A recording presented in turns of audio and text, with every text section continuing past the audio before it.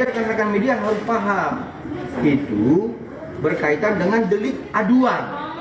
Ya, saya tidak tahu apakah Bang Fahmi ini ada pernah ya memakai atau membeli produk kosmetik di Gelar Pizza ya milik klien kami. Ya kalau memang benar pernah beliau membeli dan memakai produk kosmetik, ya kedudukan hukum beliau sudah tepat ya untuk membuat laporan seperti itu. Itu hanya tentang kedudukan hukum. Kita jelasin ya, belum tentang pembuktian seperti itu. Nah, kalau kemudian tentang Undang-Undang 17 tahun 2023 di pasal 138 ayat 2 dan 3 dan Junto 435 itu tentang sediaan farmasi. Yaitu tentang izin edar. Kaitannya adalah turunannya PP 28 tahun 2024 dan turunannya adalah peraturan BPOM nomor 21 tahun 2022 tentang notifikasi.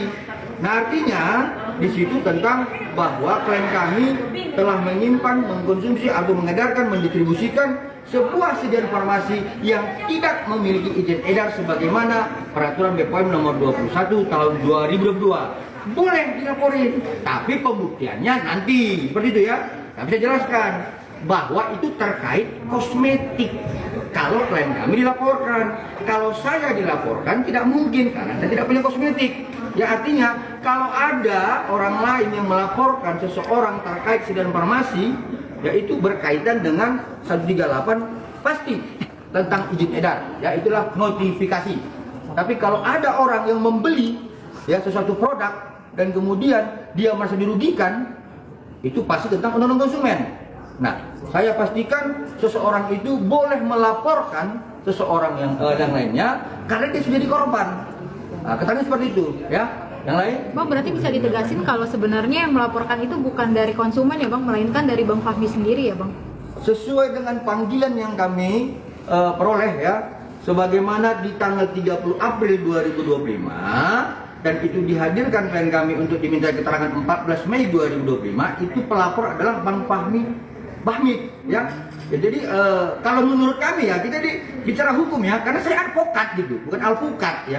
Saya jelaskan, kalau ada yang melaporkan seseorang terkait undang-undang konsumen, berarti orang itu telah memakai, mengkonsumsi, pernah membeli. Ya kita akan jawabkan itu gitu loh. Kalau memang benar seperti itu ya, seperti itu. Bang, apa ini berarti secara tidak langsung memang sengaja untuk menggunakan peredarnya? Sekarang seperti apa Bang? Seseorang itu berhak untuk melaporkannya, tapi kalau misalnya ada yang melakukan penyerangan secara negatif dan menyudutkan klien kami agar klien kami hancur, kita buktikan secara hukum. Ya jadi begini, saya kan sering mengatakan kalau advokat itu harus berbicara fakta hukum, peristiwa hukum. Jadi kalau kemudian ya sebagaimana yang dimaksud di dalam pasal 8 Junto pasal 62 di Undang-Undang Konsumen dan kemudian pasal 138 Junto 435 di Undang-Undang Kesehatan. Ya, jadi kalau berbicara soal Undang-Undang Konsumen, ya ini rekan-rekan media harus paham, itu berkaitan dengan delik aduan. Ya, saya tidak tahu apakah Bang Fahmi ini ada pernah ya memakai atau membeli produk kosmetik di Gelar Pizza ya milik klien kami. Ya kalau memang benar pernah beliau membeli dan memakai produk kosmetik, ya kedudukan hukum beliau sudah tepat ya untuk membuat laporan seperti itu. Itu hanya tentang kedudukan hukum. Kita jelasin ya, belum tentang pembuktian seperti itu. Nah, kalau kemudian tentang Undang-Undang 17 tahun 2023 di pasal 138 ayat 2 dan 3 dan Junto 435 itu tentang sediaan farmasi. Yaitu tentang izin edar. Kaitannya adalah turunannya PP 28 tahun 2024 dan turunannya adalah peraturan BPOM nomor 21 tahun 2022 tentang notifikasi. Nah, artinya di situ tentang bahwa klien kami telah menyimpan, mengkonsumsi atau mengedarkan, mendistribusikan sebuah sediaan farmasi yang tidak memiliki izin edar sebagaimana peraturan BPOM nomor 21 tahun 2022. Boleh dilaporin, tapi pembuktiannya nanti. Seperti itu ya. Saya bisa jelaskan bahwa itu terkait kosmetik. Kalau klien kami dilaporkan, kalau saya dilaporkan tidak mungkin karena saya tidak punya kosmetik. Ya artinya kalau ada orang lain yang melaporkan seseorang terkait sidang farmasi, yaitu berkaitan dengan 138 pasti tentang izin edar, ya itulah notifikasi. Tapi kalau ada orang yang membeli ya sesuatu produk dan kemudian dia merasa dirugikan, itu pasti tentang undang-undang konsumen. Nah, saya pastikan seseorang itu boleh melaporkan seseorang yang lainnya karena dia sudah jadi korban. Nah, ketannya seperti itu, ya. Yang lain? Bang, berarti bisa ditegasin kalau sebenarnya yang melaporkan itu bukan dari konsumen ya Bang, melainkan dari Bang Fahmi sendiri ya Bang? Sesuai dengan panggilan yang kami peroleh ya, sebagaimana di tanggal 30 April 2025 dan itu dihadirkan klien kami untuk diminta keterangan 14 Mei 2025, itu pelapor adalah Bang Fahmi Bahmid ya. Ya, jadi kalau menurut kami ya, kita bicara hukum ya, karena saya advokat gitu, bukan alpukat ya. Saya jelaskan, kalau ada yang melaporkan seseorang terkait undang-undang konsumen, berarti orang itu telah memakai, mengkonsumsi, pernah membeli. Ya kita akan jawabkan itu gitu loh. Kalau memang benar seperti itu ya, seperti itu. Bang, apa ini berarti secara tidak langsung memang sengaja untuk menyerang tenaga medis kan seperti apa Bang? Seseorang itu berhak untuk melaporkannya, tapi kalau misalnya ada yang melakukan penyerangan secara negatif dan menyudutkan klien kami agar klien kami hancur, kita buktikan secara hukum. Nah jadi begini, saya kan sering mengatakan kalau advokat itu harus berbicara fakta hukum, peristiwa hukum. Jadi kalau kemudian rekan-rekan media sekarang bertanya apakah dengan sengaja menyerang, nanti kita buktikan seperti itu ya. Nah, lain? Abang sendiri baru mengetahuinya kapan nih Bang kalau memang ternyata ada yang melaporkan sendiri? Soal laporan itu saya nggak tahu kapan disampaikan, tetapi panggilan kepada klien kami itu dilayangkan kepada kami sekitar awal apa ya? Awal Mei ya. Seperti itu karena suratnya itu tanggal 30 April 2025. Nah, seperti itu ya. Mungkin setelah itu ada pemanggilan lagi Bang selanjutnya? Ya, sebagaimana yang saya sampaikan sebelumnya, kami kan advokat. Nah, jadi harus patuh dan taat terhadap ajas hukum.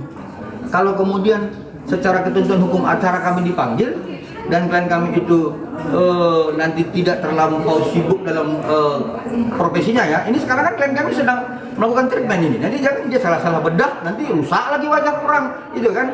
Nanti kami akan hadirkan kalau ada panggilan resmi. Seperti itu. Berarti sampai sejauh ini belum ada pemanggilan resmi ya Bang? Secara resmi kami belum mendapatkan panggilan yang kedua ya. Yang kemarin hanya panggilan pertama. Begitu. Dan itu yang pelapornya adalah bukan konsumen ya Bang? Ya, jadi seperti yang saya sampaikan tadi, pelapornya seharusnya itu kan kalau dikaitkan dengan undang-undang konsumen itu harus orang yang memakai. Tetapi ini pelapornya adalah rekan sejawat kami, Abang Fahmi Bahmid. Ya, satu azas hukum yang harus kita pahami, ada yang namanya lex specialis derogat lex generalis. Oke? Tetapi turunan dari lex specialis derogat lex generalis ada namanya lex specialis sistematis. Nah, ini saya nggak jadi kuliahi mahasiswa semester 5 dan semester 6 gitu loh. Jadi maksudnya rekan-rekan sejawat saya harus pahami itu ya, lex specialis derogat lex generalis. Kemudian di bawah, di atasnya lagi yang lebih khusus, lex specialis sistematis. Itu jelas. Ya, ada lagi? Pak, berarti saya bisa dibilang salah kaprah Bang? Saya tidak mau mengatakan itu salah kaprah, tetapi ada normatif hukum, ada ajas hukum. Itu harus kita paham dan patuh terhadap itu. Ya, karena saya advokat, seperti itu. Ya, dan juga terhadap yang sering berbicara di media mengatakan dirinya praktisi hukum atau advokat berpendapat terhadap perkara yang kami sedang tangani. Ini dia PKPA di mana gitu loh. Jadi advokat itu diatur dalam Undang-Undang 18 tahun 2003. Ya, kami di pasal 5 adalah penegak hukum. Satu. Pasal 6 huruf B dijelaskan tidak boleh berkomentar yang tidak patut dan tidak wajar terhadap rekan sejawat. Kemudian di pasal 14 dan 15, ya, saya sebagai kuasa hukum dalam perdata dan penasihat hukum di dalam pidana dari klien kami Dr. Reza dan Dr. Atobah Mufid bebas berpendapat di dalam pengadilan di luar pengadilan sebagaimana di pasal 14 dan pasal 15 Undang-Undang 18 tahun 2003. Nah, yang lain itu siapa? Ya, mereka berpendapat begini. Kalau kami bersama Bang Fahmi Bahmid, wajar dong diatur dalam pasal 14 dan pasal 15 Undang-Undang 18 tahun 2003 berpendapat terhadap perkara yang sedang kami tangani gitu loh. Tapi kalau ada rekan-rekan sejawat yang lain yang mau berpendapat terhadap perkara ini, objektif dong. Jadi jangan berbicara menurut saya, penerawangan saya, ini kan kayak dukun gitu. Jadi janganlah gini, jangan berpendapat sesuai keinginan masyarakat gitu. Kita advokat itu luruskan. Di pasal 5 kan kita penegak hukum. Kalau masyarakat salah, luruskan dia. Jadi jangan sepertinya gini, dilarang gitu advokat mempromosikan dirinya secara berlebihan, dilarang itu. Ya jadi di mana dia berada, ya tolonglah organisasi advokat ini dilihat supaya nggak liar ini gitu. Jadi kalau kami di pasal 14 dan 15 Undang-Undang Advokat jelas bisa berpendapat terhadap perkara yang ditangani. Kalau ada yang berpendapat yang lain silahkan, tapi objektif, ya jangan mengirim. Sepertinya kalau netizen ngomong ke sana dia mengikut. Ini kan kayak seperti ngikuti kemenangan gitu loh. Jadi jangan ini menciptakan pro kontra di masyarakat, jangan. Ya, ini klien kami juga sudah jadi korban, kasihan klien kami. Ya, seperti itu. Bang, kondisi dari dokter Reja sendiri saat mengetahui beliau ternyata dilaporkan oleh Bang Fahmi sendiri gimana Bang? Ada omongan nggak Pak Bang? Kekhawatirannya beliau gitu. Nah, jadi begini, karena itu dilihat ini klien kami ini kan begini. Selain dia berprofesi dokter, dia kan sering juga baca undang-undang, sering baca hukum acara ya. Jadi dia lihat bahwa yang namanya delik aduan begini, yang namanya delik umum seperti ini, dan dia lihat undang-undang kesehatan. Emangnya aku Bang pernah nggak mendistribusikan satu sedan farmasi yang tidak berdasarkan izin edar notifikasi dari Badan POM? Ya, coba lihat. Kami periksa dokumennya, ya, ternyata tidak ada. Tapi ketepatan ya di samping saya ini legal corporate ya, yang menangani tersangka khusus itu, tolong Mas Dede dijelasin, ada nggak kita mendistribusikan satu produk yang tidak memiliki izin edar? Seperti itu. Saya jelaskan sama sekali tidak ada. Semua produk yang kita edarkan atas izin BPOM. Oke, jelas ya? Oke. Ya. Selain beliau, saya juga periksa dokumennya gitu loh. Jadi kalau misalkan ada tadi rekan-rekan media mencari kesalahan sebagai nanti kita buktikan.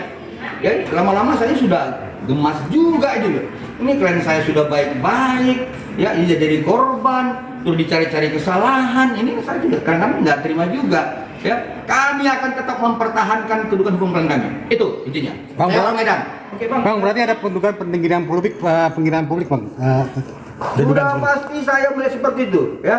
Jadi saya katakan, kalau saya sebagai kuasa hukum dan penasihat hukum dari Dr. Reja Gladys dan Dr. Atubah Mufid bebas berpendapat, ya, terhadap perkara yang kami tangani sebagaimana pasal 14 dan 15 Undang-Undang Advokat.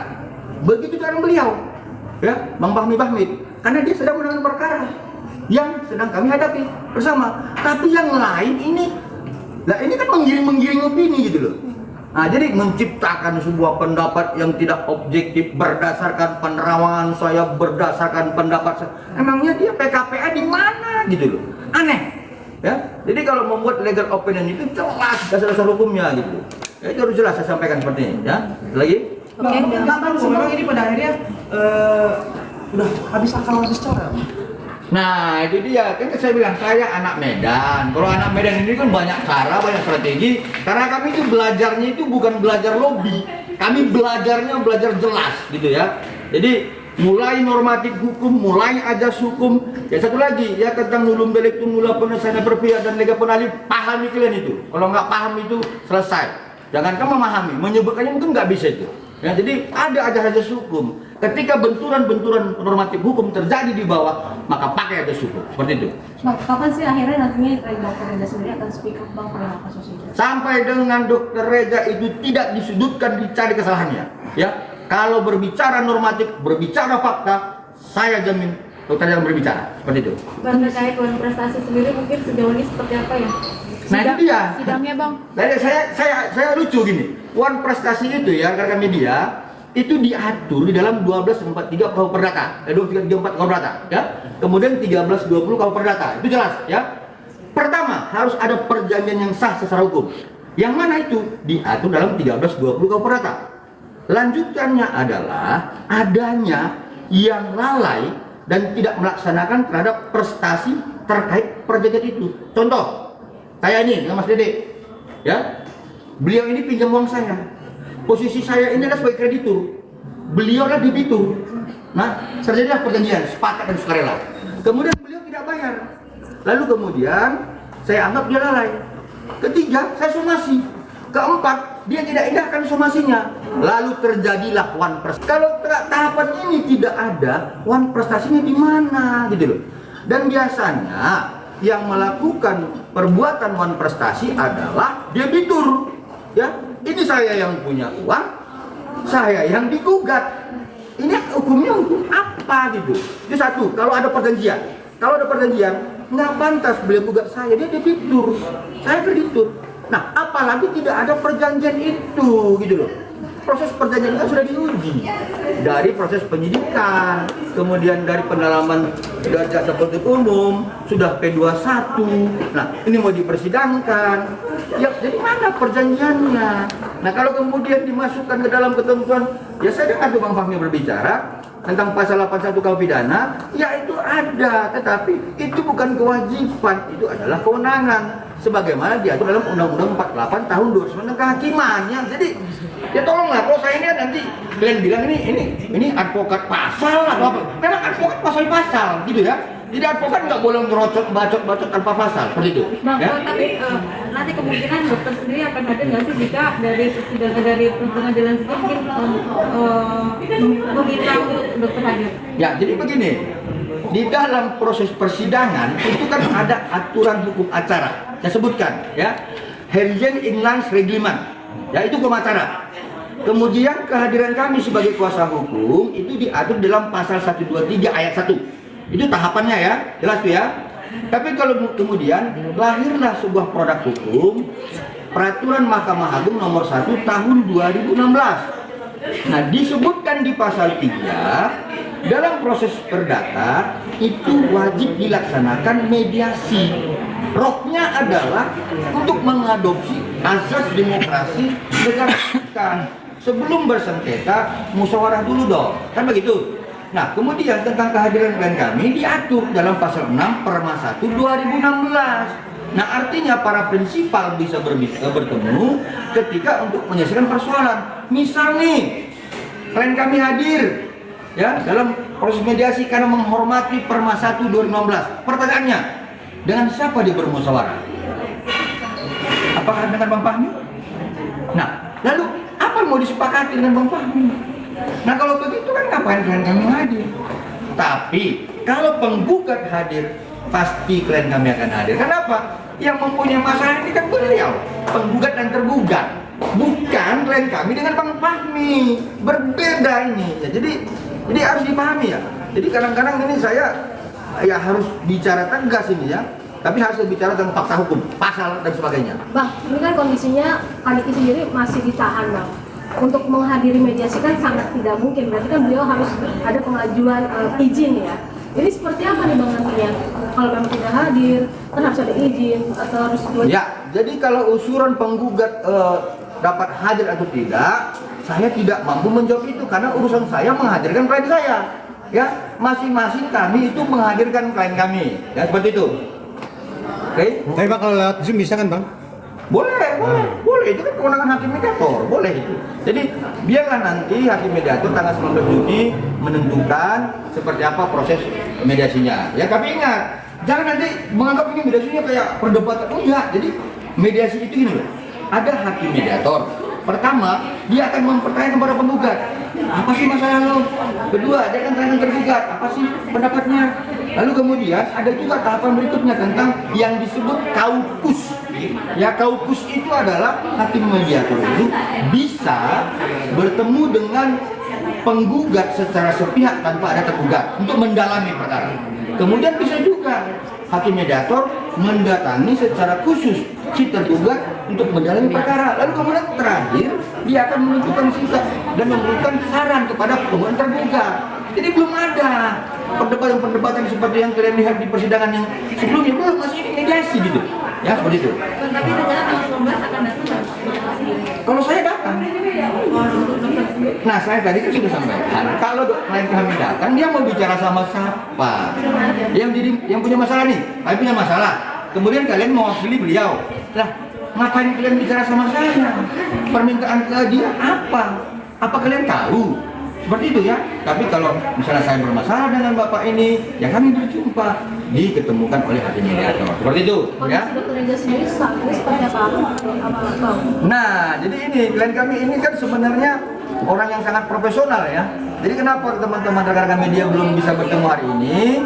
Beliau sudah melakukan treatment. Nanti dia salah apa? Tindakan nanti dilaporin lagi, dicari-cari kesalahan tindakan lain gitu loh. Makanya dia konsentrasi melakukan perawatan tindakan itu bukan sembarangan, harus dengan syarat khusus seperti itu ya. Kalau dari perwakilan dari dokter suaminya sendiri mungkin udah ada bang? Pergi siapa? Ya saya, kosannya. Loh, kuasa itu jelas loh. Seluruh perbuatan hukum apa yang dilakukan oleh Dr. Reza, Dr. Reza Gladys terhadap perkara dan kasus pidana, ini saya sebagai kuasa hukumnya di perdata dan saya adalah penasihat hukumnya di dalam pidana. Seperti itu. Bang, mau sedikit update yang perihal laporan yang di Jakarta Selatan, Polres seperti apa bang kelanjutannya? Kita biarkan dulu apa kata penyidik ya. Kita kan nggak boleh nanti dibilang saya intervensi, ya kan? Saya bilang ada yang bilang saya pengacara ngotot, ada yang bilang saya pengacara pasal-pasal, gitu. Biar dulu. Kita tunggu ya. Karena kan ini udah beberapa bulan tidak ada kabarnya nih, apa mungkin sudah ada pemeriksaan untuk para SP2AP Bang, tungguin Bang. seperti apa? Ya, jadi SP2AP terakhir kita sudah mendapatkan tentang telah diperiksanya pelapor dan para saksi ya, begitu. Berapa orang saksinya kalau boleh tahu bang? Kita hadirkan kemarin 2 orang. Lalu mungkin dari niatan dari dokter Reza dan suami seperti apa ini bang? Pada prinsipnya kan klien kami ini tidak ada punya niat yang buruk ya. Tetapi ini kan beliau ini kan public figure yang sering disudutkan, diserang di media, dikatakan kelompok sirkus, dikatakan wajah abu-abu. Memangnya kalian pernah ketemu abu-abu nggak wajahnya? Enggak kan? Salah satu dokter kecantikan yang saya lihat ya lumayan ya beliau gitu loh. Nah, jadi sebenarnya karena dia diserang secara body shaming, kemudian secara karakter profesi dokternya diserang, disudutkan, wajar dong dia melawan untuk melaporkan. Ya seperti itu ya.